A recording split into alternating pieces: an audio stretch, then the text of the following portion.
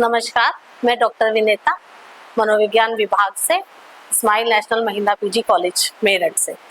आज का मेरा विषय है अबनॉर्मल साइकोलॉजी से मेंटल हेल्थ, मानसिक स्वास्थ्य। ये आजकल बहुत ही करंट और बहुत ही महत्वपूर्ण विषय है मानसिक स्वास्थ्य, क्योंकि शारीरिक स्वास्थ्य के बारे में तो हर कोई बात करता है और हम भी ज्यादा उसके बारे में जागरूक रहते हैं, लेकिन अब समय आ गया है कि हमें अपने मानसिक स्वास्थ्य को भी उतना ही महत्व देना चाहिए जितना कि हम अपने शारीरिक स्वास्थ्य को देते हैं।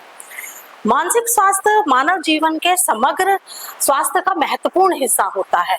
ऐसा नहीं है कि सिर्फ हम शारीरिक स्वास्थ्य पे ही विशेष अपना ध्यान दें, मानसिक स्वास्थ्य भी हमारे लिए उतना ही महत्वपूर्ण है। यह व्यक्ति की सोच, भावनाओं, व्यवहार और सामाजिक संबंधों को प्रभावित करता है। इससे क्या है, जितने भी हमारे सामाजिक संबंध होते हैं, हमारे सोचने समझने की शक्ति होती है, हमारा व्यवहार होता है, वो सारा हमारा मानसिक स्वास्थ्य पर ही डिपेंड होता है। स्वस्थ मानसिक स्थिति व्यक्ति को जीवन की चुनौतियों से सामना करने में सक्षम बनाती है। जीवन में बहुत सारी चुनौतियां आती है, अगर हम मानसिक रूप से स्वस्थ नहीं होंगे तो हम उन चुनौतियों का सामना अच्छे तरह से नहीं कर पाएंगे। भारत में मानसिक स्वास्थ्य समस्याओं एक महत्वपूर्ण सार्वजनिक स्वास्थ्य मुद्दा बनती जा रही है। लगभग 13.7% भारतीय जनसंख्या अपने जीवन में किसी न किसी मानसिक विकार का अनुभव करती है। आपको कभी कभी आपको समझ में नहीं आता कि हम इतना परेशान हैं, हम इतना बीमार हैं, तो उसका कारण शारीरिक ना होकर मानसिक है। अब है कि मानसिक स्वास्थ्य क्या है। मानसिक स्वास्थ्य से हम क्या समझते हैं, मानसिक स्वास्थ्य आखिर क्या है। मानसिक स्वास्थ्य वह अवस्था है जिसमें व्यक्ति अपनी क्षमताओं को पहचानता है, वो अपने बारे में, अपनी योग्यताओं, अपनी क्षमताओं, अपने सोचने समझने की सारी शक्तियों को अच्छे से जानता है, वही मानसिक स्वास्थ्य है।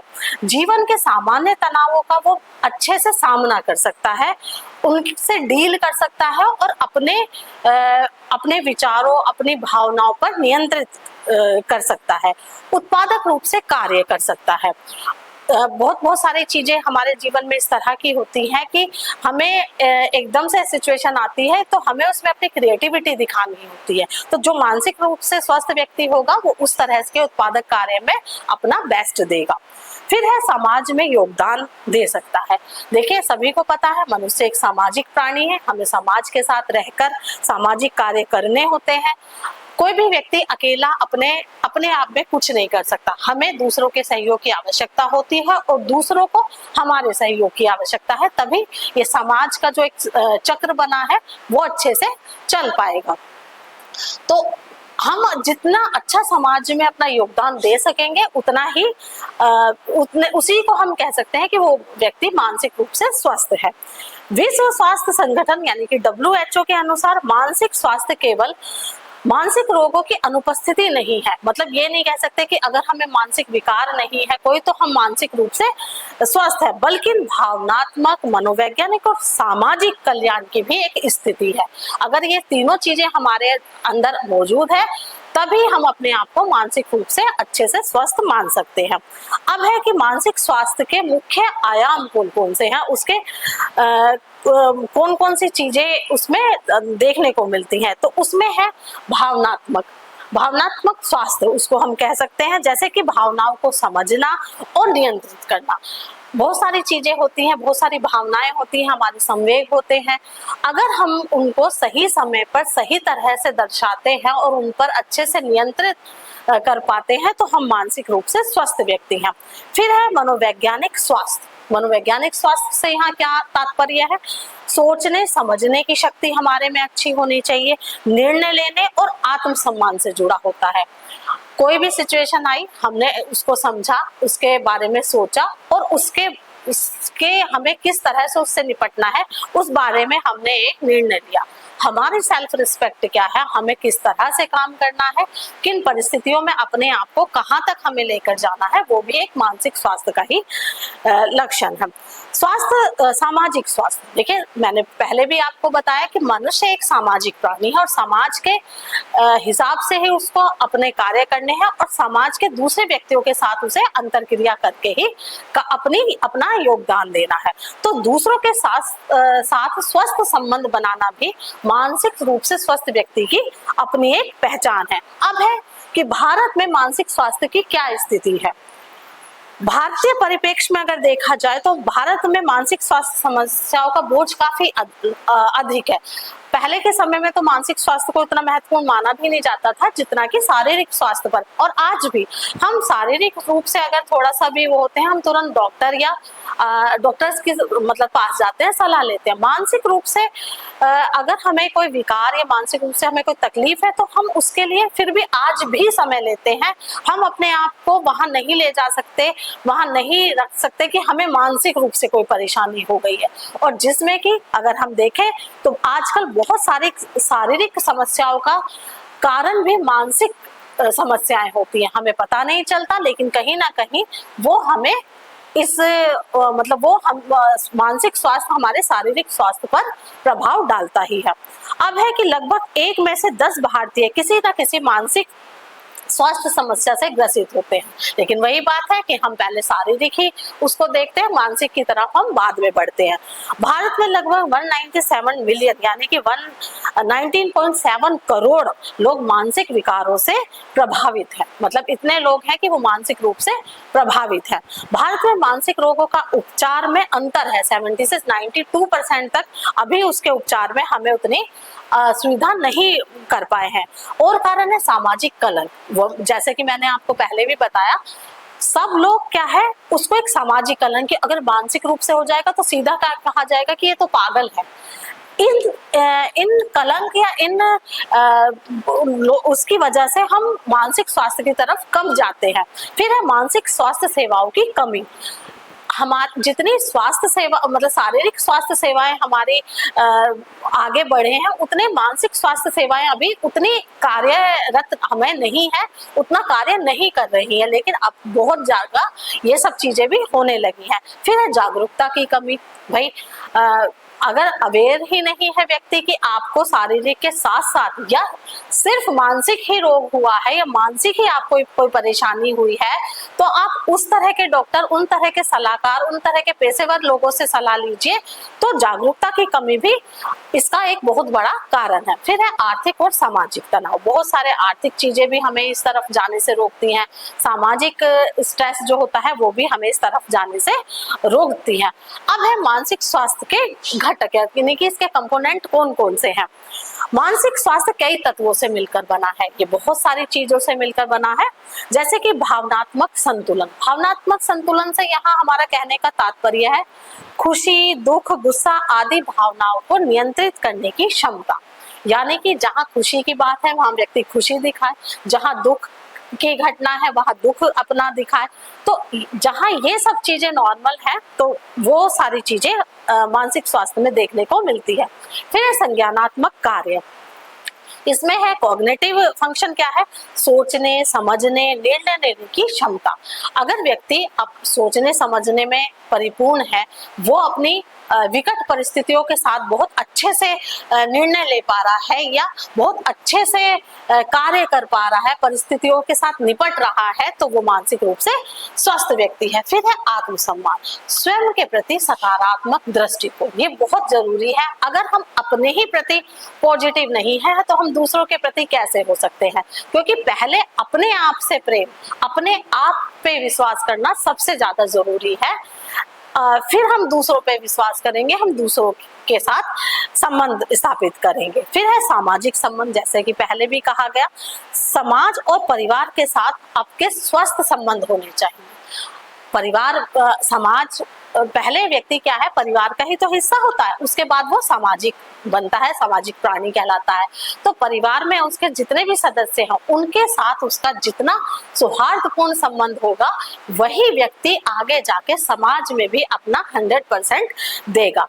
तनाव प्रबंधन, देखिए आज भी कोई भी व्यक्ति ऐसा नहीं है जिसे किसी ना किसी चीजों में तनाव ना रहा हो। आजकल तो आप बहुत छोटे बच्चे से भी अगर पूछेंगे तो वो भी ये कहेगा कि बड़ा स्ट्रेस है, बड़ी एंजाइटी है, मुझे बहुत वो है। तो अगर वो तनावपूर्ण स्थितियों से, परिस्थितियों से प्रभावी रूप से निपट रहा है तो वो मानसिक रूप से स्वस्थ व्यक्ति है। अब इसमें आगे क्या है, मानसिक स्वास्थ्य से संबंधित मुख्य अवधारणाएं क्या है। कॉन्सेप्ट क्या है इसके, क्या अवधारणा इससे बनी है कि मानसिक कल्याण, मानसिक स्वास्थ्य का सबसे बड़ा कार्य क्या है, मानसिक कल्याण करना, मेंटल वेलबींग। जीवन में संतोष, हम जितने सेटिस्फाइड होंगे अपनी चीजों से, हम उतने ही सरल होंगे, हम उतना ही पीसफुल रहेंगे, हम उतना ही अपने कार्य को अच्छे तरह से कर पाने में सक्षम होंगे। सकारात्मकता, पॉजिटिविटी हमारे अंदर जितनी होगी, हम उतना ही अपने प्रति, दूसरों के प्रति सही से कार्य करने होंगे। अगर हम जरा जरा सी चीजों में केवल नेगेटिविटी ढूंढेंगे तो हम उस कार्य को अच्छे से नहीं कर पाएंगे। भावनात्मक संतुलन, भावनात्मक संतुलन वही खुशी, दुख, शोक, इन स्थितियों में अच्छे से कार्य करना। फिर है मानसिक रोग। मेंटल इलनेस क्या है, ऐसी स्थिति जिसमें व्यक्ति के विकार, भावनाएं या व्यवहार सामान्य रूप से प्रभावित होते हैं। फिर आएगा मानसिक विकार। मानसिक विकार जैसे कि रोग अगर इसमें देखा जाए तो अवसाद, चिंता विकार, बाइपोलर डिसऑर्डर, सिक्सोफेनिया, ये मानसिक विकार जो है ये मेंटल हेल्थ को प्रभावित करते हैं। फिर है मनोवैज्ञानिक संकट। मनोवैज्ञानिक संकट में क्या आता है कि अत्यधिक तनाव, चिंता या भावनात्मक पीड़ा की स्थिति हमारी मेंटल हेल्थ को प्रभावित करती है। अगर हमें बहुत छोटी छोटी बातों पर भी बहुत ज्यादा टेंशन हो जाती है, हम बहुत छोटी छोटी चीजों को ही बहुत अच्छे से डील नहीं कर पाते हैं, पैनिक हो जाते हैं, हमें अटैक आने लगते हैं, पैनिक अटैक, तो हमारा कहीं ना कहीं मेंटल हेल्थ सही नहीं है। फिर है मानसिक स्वास्थ्य मानसिक स्वास्थ्य की जो है स्वास्थ्य समस्याएं कौन सी है, जैसे कि अवसाद, डिप्रेशन। डिप्रेशन की स्थिति में क्या होता है कि व्यक्ति लगातार उदासी, निराशा और रुचि की कमी हो जाती है, मतलब वो लगातार उदासी में रहता है, उसको निराशा बनी रहती है, वो कोई भी कार्य सकारात्मक वो उससे नहीं करता, हर चीज में उसे देखेंगे तो वो नकारात्मक की ही तरफ सोचेगा कि मेरे साथ तो यही गलत होता है, मैं कुछ भी सही से नहीं कर पाता हूँ, मेरा जीवन व्यर्थ है, मेरे तो रहना ही इस समाज में एक अभिशाप है, इस तरह की बातें वो करता है। रुचि की कमी, रुचि की कमी से मतलब है उसे किसी भी कार्य को करने में कोई इंटरेस्ट नहीं आता, कोई इंटरेस्ट लेके वो कोई कार्य नहीं करता। जो भी अगर उसे कार्य दिए जाते हैं तो उस कार्य को वो क्या समझता है, बोझ समझता है, लगातार ये समझता है कि बस इसको कर लूं, इसको खत्म करूं मैं उस काम को करने में। फिर है हमारा चिंता विकार। एंजाइटी डिसऑर्डर में क्या है, अत्यधिक डर, घबराहट या चिंता, छोटी छोटी चीजों में ही उसको इतना डर हो जाएगा कि वो अपने दैनिक जीवन की जो समस्याएं, दैनिक जीवन के कार्य करने में भी उसको परेशानियों का सामना करना पड़ेगा।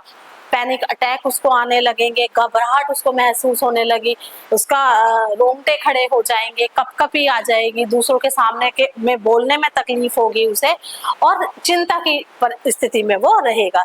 सिक्सोफेनिया में है सोच और वास्तविकता की समझ में विकृति। सिक्सोफेनिया वाले वही तो होते हैं कि उनको उनकी जो असलियत है, जो वास्तविकता होती है हमारे समाज की, हमारे जीवन की, वो उनसे अलग हट जाते हैं। वो अपने भ्रम में, अपनी ही सोच में, अपने ही एक भ्रम वाली स्थिति ही उनकी बनी रहती है, किसी का मतलब उसका वास्तविकता से कोई संबंध नहीं होता है। द्विध्रुवीय विकार में आता है अत्यधिक खुशी और अत्यधिक उदासी के बीच उतार चढ़ाव। मतलब कोई भी अच्छा कार्य है तो उसमें वो रोने लग जाएंगे, कोई बुरी घटना हुई है उसमें वो हंसने लग जाएंगे। उनका बैलेंस नहीं रहता है इन परिस्थितियों के साथ अपने इमोशंस को दिखाने के लिए।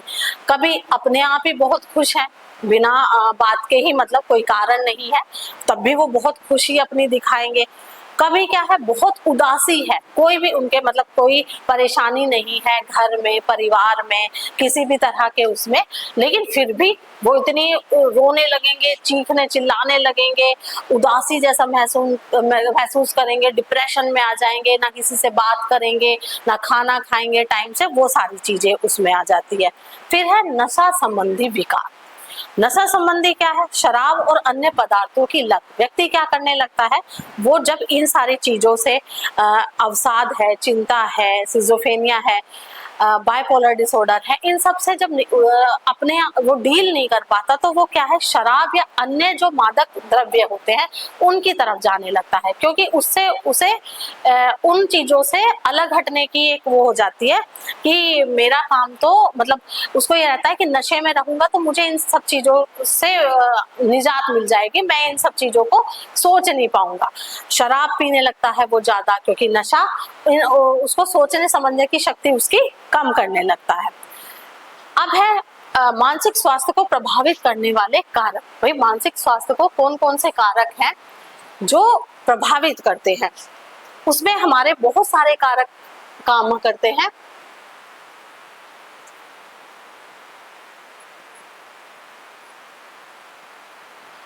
जैसे कि जैविक कारक हमारे में आते हैं आनुवांशिकता, मस्तिष्क की संरचना और रसायन। बहुत सी देखिए, सभी को हम सभी जानते हैं कि बहुत सारे हमारे अंदर जो गुण आते हैं वो आनुवांशिकता की वजह से जेनेटिक होते हैं, आनुवांशिकता की वजह से हमारे अंदर हमें मिलते हैं।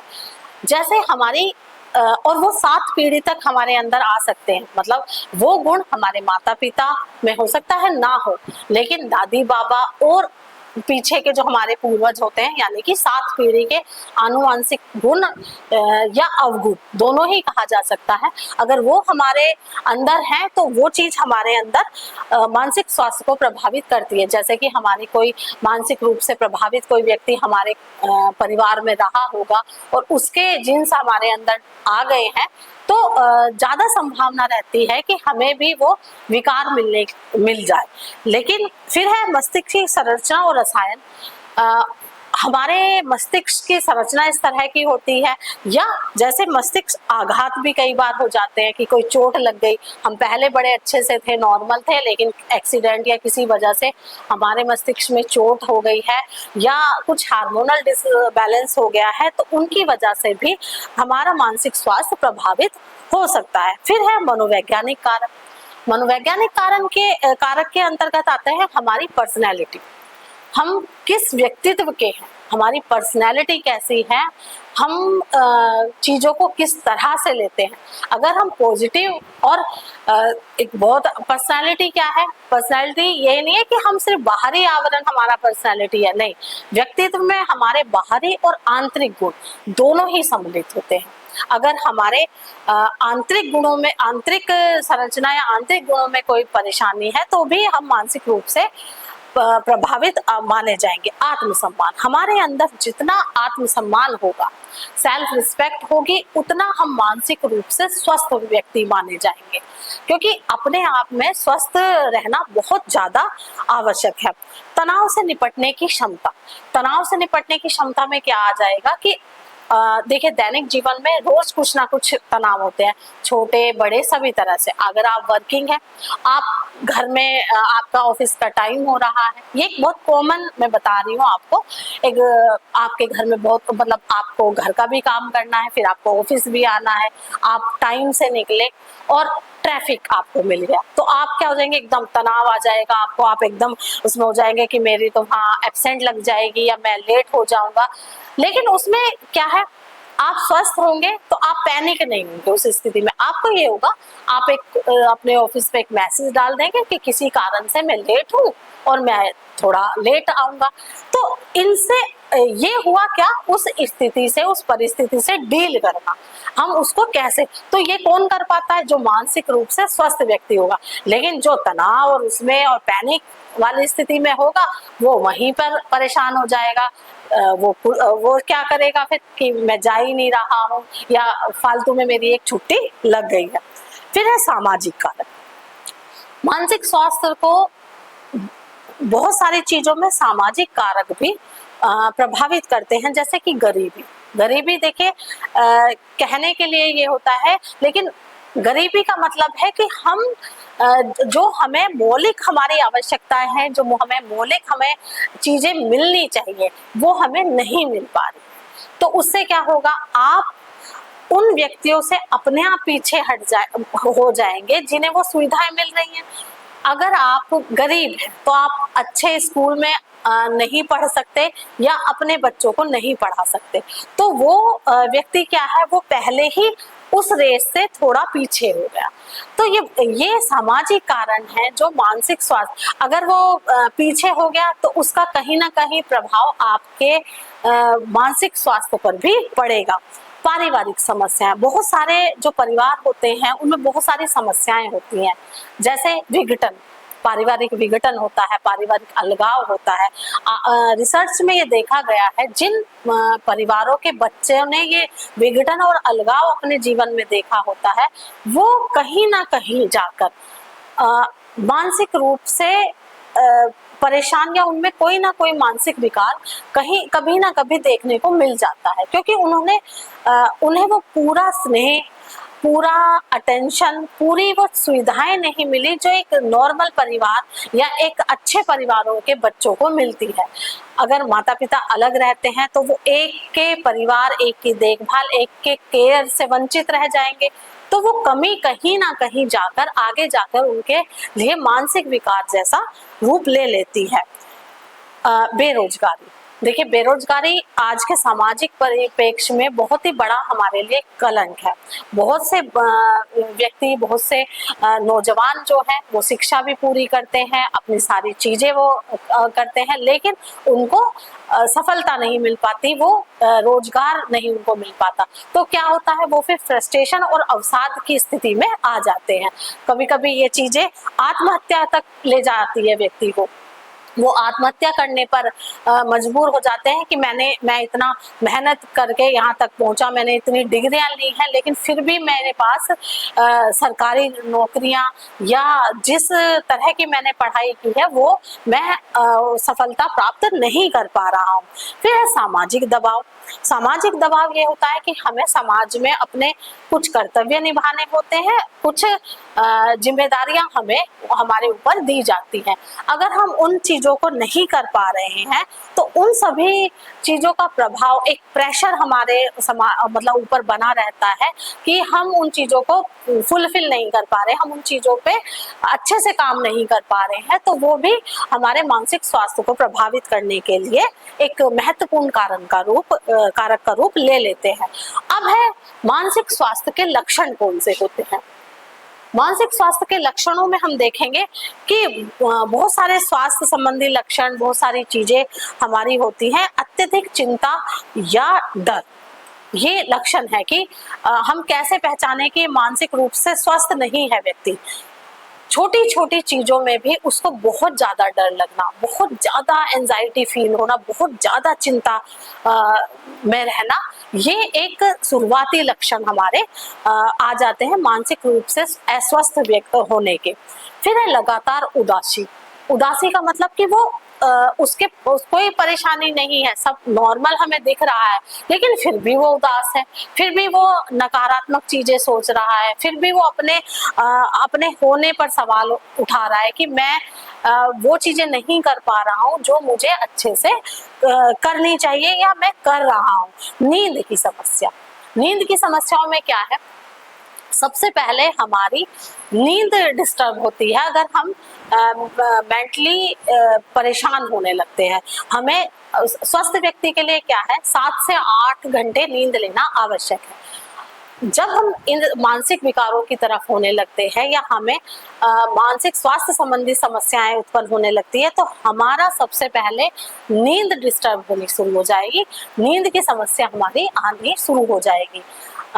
बीच बीच में नींद उखड़नी शुरू हो जाएगी, मतलब आप झटके से उठेंगे और आपको डिस्टर्ब रहेगा नींद में, आप अच्छे से सो नहीं पाएंगे। 7-8 घंटे वाली नींद जो है घट के 4 या 5 घंटे की रह जाएगी, कभी कभी तो 2 घंटे रह जाती है। व्यक्ति पूरी रात नहीं सो पाता है तो वो सारी समस्याएं हमें संकेत देती हैं कि अब हमें इस तरह की मानसिक स्वास्थ्य संबंधी समस्याएं होना स्टार्ट हो गई हैं। फिर है सामाजिक अलगाव। सामाजिक अलगाव क्या है, सामाजिक प्राणी होने के नाते हमारे कुछ कर्तव्य हैं समाज के प्रति और समाज की कुछ जिम्मेदारी है हमारे प्रति, लेकिन हम क्या है धीरे धीरे उन चीजों से अलग होने लगते हैं, अपने आप को अलग करने लगते हैं। हम सामाजिक जो समारोह होते हैं ये पारिवारिक चीजों से पहले शुरू होता है। हम परिवार के लोगों से मिलना जुलना बंद करने लगते हैं, हम पारिवारिक समारोह, पारिवारिक चीजों में जाना बंद कर देते हैं, अपने आप को अलग कर देते हैं, सामाजिक अलगाव आने लगता है, हम किसी भी कार्य में अच्छे से भाग नहीं लेते, ध्यान और निर्णय लेने में कठिनाई, हम ध्यान नहीं लगा पाते किसी भी कार्य को करने में। हम किसी भी कार्य को करने के लिए ध्यान की सबसे ज्यादा आवश्यकता होगी, तभी तो हम किसी कार्य को अच्छे से कर पाएंगे। लेकिन जब हम मानसिक रूप से अस्वस्थ होने लगते हैं तो हमारा किसी भी काम को करने में ध्यान नहीं लगेगा, हमें लगेगा बस मुझसे नहीं हो रहा, हम उस चीज से हट जाएंगे। सोचने समझने की शक्ति, क्षमताओं में कमी आने लगती है, हमें बहुत छोटी छोटी चीजें समझ नहीं आती, हमें बहुत छोटी छोटी चीजें करने में कठिनाई आने लगती है, हमें किसी चीज को निर्णय लेने पे दूसरों पे डिपेंड होना पड़ता है, हम उस चीज को कर ही नहीं पाते हैं। फिर है व्यवहार में अचानक बदलाव, जैसे कोई इंट्रोवर्ट व्यक्ति है वो एक्सट्रोवर्ट हो जाएगा, कोई एक्सट्रोवर्ट है वो इंट्रोवर्ट होने लगेगा, कोई अपने आप को अलग हटने लग जाएगा, अपनी चीजों पे ध्यान उसका हटना शुरू हो जाएगा। यदि ये लक्षण हमारे देखने को मिलते हैं तो हमें अब पेशेवर सहायक की आवश्यकता है, अब हमें जरूरत है हम किसी पेशेवर से सलाह लें। अब है कि मानसिक स्वास्थ्य को बेहतर बनाने के उपाय कौन-कौन से, हमें क्या उपाय करने चाहिए जिससे हमारा मानसिक स्वास्थ्य अच्छा हो। व्यक्तिगत स्तर पर हमें क्या करना चाहिए, हमें पर्सनली मतलब क्या करना चाहिए, नियमित व्यायाम, हमें अपनी दैनिक जीवन में एक्सरसाइज या व्यायाम को बहुत वो रखना चाहिए। आप धीरे धीरे योगा, ध्यान, मेडिटेशन स्टार्ट करें और देखिएगा आपको खुद बहुत अच्छा इसमें फर्क दिखेगा। फिर है पर्याप्त नींद, आपको पर्याप्त नींद लेनी है, उसके लिए आप मेडिटेशन कीजिए, रिलैक्स रहिए और नींद पर आप ध्यान दीजिए। संतुलित आहार, देखिए संतुलित आहार आपके लिए बहुत जरूरी है, क्योंकि यही है ना कि आपने ये सुना होगा कि एक स्वस्थ शरीर में ही एक स्वस्थ मस्तिष्क का निवास रहता है। तो जब हम शारीरिक रूप से भी स्वस्थ रहेंगे और शारीरिक रूप से स्वस्थ हम कब रहेंगे, जब हम एक संतुलित आहार लेंगे, तो हम अपने आप में अच्छा करेंगे।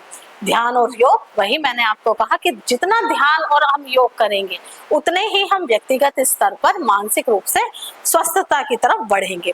सामाजिक स्तर पर हमें क्या करना है, परिवार और मित्रों का समर्थन, हमें परिवार के साथ मिलजुल कर रहना है, छोटी से छोटी समस्याएं भी हैं हमें उसमें काम करना है, अपने मित्रों का हमें सहयोग करना है और मित्रों के साथ हमें शेयर करनी है अपनी सारी चीजें। सामाजिक जुड़ाव बनाए रहना है, सामाजिक जुड़ाव का मतलब है हमारे समाज में जो कार्य होते हैं उनमें अपनी हिस्सेदारी बढ़ानी है और बहुत अच्छे से काम करना है।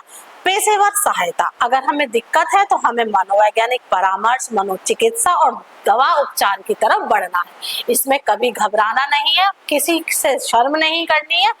जैसे हम अपने शारीरिक स्वास्थ्य की तरफ ध्यान देते हैं उसी तरह से हमें अपने मानसिक स्वास्थ्य के लिए भी सलाह और दवाओं की आवश्यकता है और वो हमें जरूर ही करनी है। अब हम निष्कर्ष स्वरूप क्या कह सकते हैं,